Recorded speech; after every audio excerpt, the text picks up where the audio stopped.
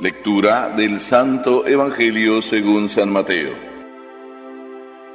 En aquel tiempo se hallaba Jesús con sus discípulos en Galilea y les dijo: El Hijo del Hombre va a ser entregado en manos de los hombres, lo van a matar, pero al tercer día va a resucitar. Al oír esto, los discípulos se llenaron de tristeza. Cuando llegaron a Cafarnaún, se acercaron a Pedro los recaudadores del impuesto para el templo y le dijeron: ¿Acaso tu maestro no paga el impuesto? Él les respondió: Sí, lo paga. Al entrar Pedro en la casa, Jesús se adelantó a preguntarle: ¿Qué te parece, Simón? ¿A quiénes les cobran impuestos los reyes de la tierra, a los hijos o a los extraños? Pedro le respondió: A los extraños. Entonces Jesús le dijo: Por lo tanto, los hijos están exentos. Pero para no darles motivo de escándalo, ve al lago y echa el anzuelo, saca el primer pez que pique, ábrele la boca y encontrarás una moneda. Tómala y paga por mí y por ti. Palabra del Señor.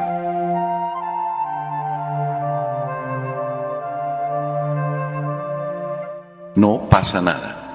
Así me decía un señor: no pasa nada, padre. Ya he hecho la prueba, no voy a misa el domingo y no pasa nada. Y ya también no fui durante algún tiempo y no pasa nada. Probablemente a lo mejor ustedes tienen esta experiencia. No pasa nada si no vienen a misa el domingo. Si no vienen una vez, pues no pasa nada. Si no vienen 2 veces, pues no pasa nada. Y a lo mejor 3, y 4, y 5, y 6, y 7, y 8, y las que sean, y no pasa nada. Pero yo suelo decir: espérate a que venga la curva, a ver si no pasa nada. Entonces te darás cuenta por qué sí es importante venir a misa y llenarte del Señor. Porque cuando tú quieres que tu carro, tu coche funcione bien, no lo llevas al taller cuando ya se descompuso, para que no pase nada y te deje en la carretera tirado. Lo llevas normalmente cada X tiempo al servicio. No es que se haya descompuesto, sino simplemente no quieres que pase nada. Por eso cumples con los requisitos que el carro necesita y que te los dijo el que te lo vendió. Te dijo: tienes que tener en cuenta. Y cuando lees el libro de instrucciones del carro también te dice: tienes que tener en cuenta esto. Ah, pero tú no viniste a esta vida con un manual de instrucciones. ¿Eso crees? Tu mami, cuando te recibió, no te recibió acompañado con el libro de instrucciones de cómo funcionas tú. Pero a lo largo del tiempo, en la vida de cada uno de nosotros, vamos descubriendo en nuestra propia conciencia que hay algunas cosas que están en el manual de instrucciones metidos ahí como si fuera un chip que está metida en nuestra mente y que nos recuerda qué cosas hay que hacer. Cuando aquí Jesús nos empieza el Evangelio diciendo qué hacía, ya nos da la primera lección. El Evangelio dice que Jesús se hallaba con sus discípulos en Galilea. Esta es una traducción. En la otra traducción que yo tengo aquí, dice que en aquel tiempo, mientras Jesús y sus discípulos recorrían juntos la Galilea, es más o menos lo mismo, pero me gusta más la segunda traducción. Mientras Jesús y sus discípulos recorrían juntos la Galilea fue el lugar preferido de Jesús, el norte de Israel. Y la Galilea fue el lugar preferido por muchas cosas. Cuando uno va por allá y ve las diferencias entre una parte y otra, uno dice: oh, Jesús sí que tenía buen ojo. Escogió el norte porque había más gente. ¿Y por qué había más gente? Pues porque había más agua, como pasa en todos los lugares. Hoy en día ya es lo mismo vivir casi en un sitio que en otro, porque el agua, si no existe, pues la hacen llegar. Pero entonces no era así. Entonces el norte estaba más lleno de agua, con mayores cultivos, con la gente que podía de alguna manera tener algo, era más fácil que lo tuviera. Entonces Jesús eligió esa parte para hacer fuerte su predicación donde más gente había. Y eligió en torno al lago donde mucha de la gente vivía. Y además, en torno al lago estaba la casa de Pedro, que era el lugar donde Jesús pasaba gran parte del tiempo cuando estaba por ahí. Jesús se hallaba, dice aquí, con sus discípulos recorriendo la Galilea. De alguna manera nos está diciendo que la vida es como un recorrido, pero con Jesús. Porque se puede recorrer la vida de muchas maneras. A veces encuentro personas que vienen aquí y me traen una carta y me dicen, ¿me podría ayudar? Y la carta es del señor obispo no sé qué, que recomienda a esta persona para que, pues donde vaya, la reciba. Pero esta persona viene con una carta, es decir, viene en el nombre de... ¿Verdad que podemos ir en la vida en el nombre del Señor? Se puede vivir en el nombre y caminar en la vida en el nombre de alguien. Nosotros caminamos en el nombre del Señor porque pertenecemos a esta iglesia. ¿Pero eso es suficiente? Podía ser que sí, podía ser que no. También se puede caminar en la vida no solo en el nombre de alguien, sino por alguien. Es decir, no solo vamos en el nombre de alguien haciendo el trabajo, sino también vamos haciéndolo por él. ¿Verdad que somos nosotros así también? ¿Verdad que vamos caminando en la vida y vamos haciendo las cosas porque siempre las hacemos por una razón? Pero qué bueno que la razón de nuestra vida y por qué vamos en la vida sea Papá Dios. Es importante y eso es suficiente. ¿Verdad que a veces no? Nosotros vamos en el nombre del Señor porque somos católicos. Vamos también haciendo las cosas por el Señor. ¿Sería suficiente? ¿Verdad que a veces no? Porque aún haciendo así las cosas con toda la buena intención, en el nombre del Señor, ¿verdad que a veces se nos desvía qué? La intención. A veces cuando alguien se me viene a ofrecer y me dice, padre, yo le ayudo, casi siempre me adelanto y le digo, ¿y me vas a cobrar? Por eso, ¿qué hay que hacer?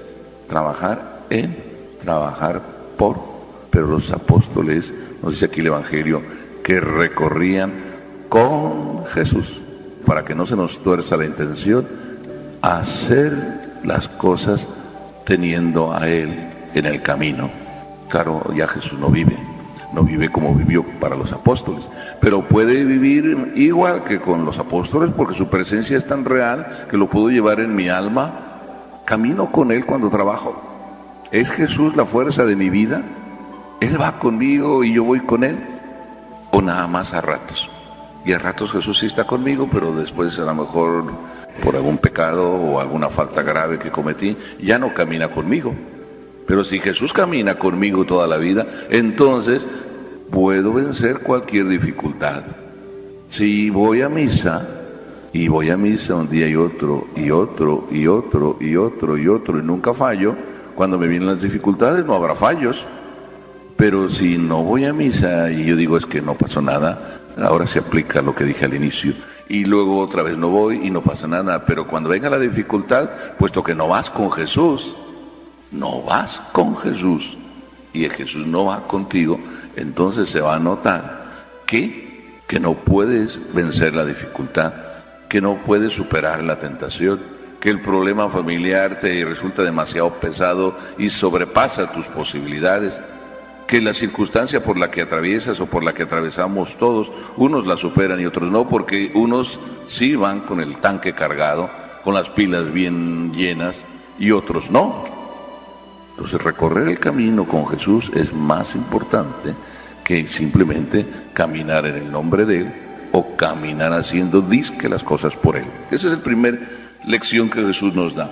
Pero segundo, Jesús nos dice, al Hijo del Hombre lo van a entregar, lo matarán, pero resucitará. ¿No han captado la diferencia? Lo van a agarrar, ¿quién? Los otros. Nosotros a veces palpamos que en nuestra vida otros hacen cosas que nos afectan. Nos sentimos agarrados, como dice Jesús, lo agarraron a Él. Nos sentimos que nos agreden, que nos van a matar. Pero Jesús no lo resucitaron, resucitó Él. Y las tres cosas son importantes. A nosotros nos van a agarrar, a nosotros es probable que nos vayan a matar. Creemos que vamos a resucitar. Pero cuando Jesús está diciendo esto, está diciéndonos que en la vida no es fácil, que hay cruz.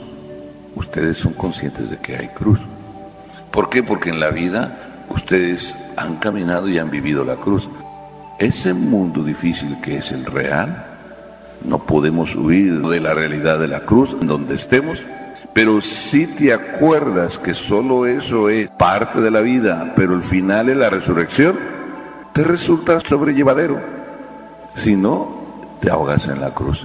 Pero si a tus hijos quieres decirles que solo habrá resurrección, y que venga y resurrección, y resurrección, y resurrección, y buena vida, y no les enseñas a sufrir, cuando les toque la verdadera vida, que es cuando los vas a soltar o se te van a ir, entonces ellos van a percibir que les enseñaste una vida irreal, y no los enseñaste a vivir la vida real. Esa frase tan bonita que algunos de ustedes dicen, no quiero que mis hijos sufran lo que yo sufrí, ¿no la han dicho? Cuando ustedes hacen eso realidad, que a su hijo le ahorran todo lo que ustedes sufrieron, ustedes están haciendo de demonio para sus propios hijos. Mejor digan, yo no quiero que mi hijo sufra sin sentido. Yo le voy a enseñar a mi hijo cuál es el sentido del sufrimiento y por qué hay que luchar. Si en la vida real tienes que estudiar, te cuesta. Si nada más porque te cuesta lo dejas, no estás aprendiendo la vida. Si quieres el premio de un título, de un trabajo, tienes que luchar. Si quieres ganarte una medalla de oro en las Olimpiadas, pues tienes que ejercitarte todos los días 6 horas, 7 horas. Porque no puedes llegar ahí el primer día y quieres correr, porque en el arranque primero probablemente se te va todo el fuego y te quedas ahí mareado, deshecho. Y si haces un maratón y a lo mejor en el primer kilómetro milla ya se te fue todo el aire y tuviste que salirte de la carrera porque no estás a la altura. Eso no es la vida no es la comodidad y lo fácil, la vida es lucha, pero hay que enseñarles el sentido de por qué lucha. A todos nos toca sufrir. La diferencia entre una persona y otra es por qué y por quién se sufre, por qué y por quién. Eso significa darle sentido. Jesús nos dio el sentido de su sufrimiento y quiso sufrir y estar aquí en este mundo para enseñarnos el sentido del sufrimiento. Jesús fue enviado por el Padre y Él aceptó para enseñarnos por qué es necesario sufrir. Sigue en la cruz porque no se quiso bajar, porque la cruz es necesaria para salvarnos y para vivir, no solo para vivir, sino para salvarnos. Y cuando alguno de nosotros a lo mejor se queja de todos sus dolores o de las consecuencias de alguno de sus pecados de su vida y se sigue quejando, dele gracias a Dios que aún las consecuencias de su propio pecado ofrecidas son la salvación y el rescate de sus propios pecados. Entonces ese es el sentido de la vida. La segunda lección de Jesús y la última lección no tiene que ver nada como con esto, pero tiene que ver con la vida real. ¿Quién es el que tiene que pagar impuestos? ¿El extranjero o el de casa? Pero antes que Jesús dé la respuesta, le vienen a Pedro a preguntar, ¿tu maestro paga el impuesto? Y Pedro respondió rapidísimo. No fue a preguntarle a su maestro, oye, ¿pagamos el impuesto? ¿Sí o no? Pedro respondió por su maestro sin que le preguntara él al maestro. ¿Qué quiere decir cuando Pedro dice, sí paga el impuesto? Que Jesús cumplía con sus obligaciones y que eran pública la manera como él cumplía. Sus apóstoles lo sabían. Jesús, que no tenía obligación de pagar impuesto, paga. ¿Para qué? Él lo dice aquí, no vayamos a escandalizar. Quiere decir que en la vida no hagas cosas buenas que parezcan malas, no escandalices nunca. Tu vida siempre tiene que ser transparente. Jesús era así y Jesús en realidad nos enseña eso. Vivir ante Dios siempre. Y cuando vives ante Dios siempre, todo lo bueno te pasará. Y cuando venga la dificultad, la vas a superar. Por eso, si vienes a misa, dije antes, valiéndome del ejemplo, tú eres la beneficiada. Si no te ve nadie, no importa, Dios te ve. Y todo eso te va a servir para cuando venga el momento difícil, que siempre lo hay en la vida.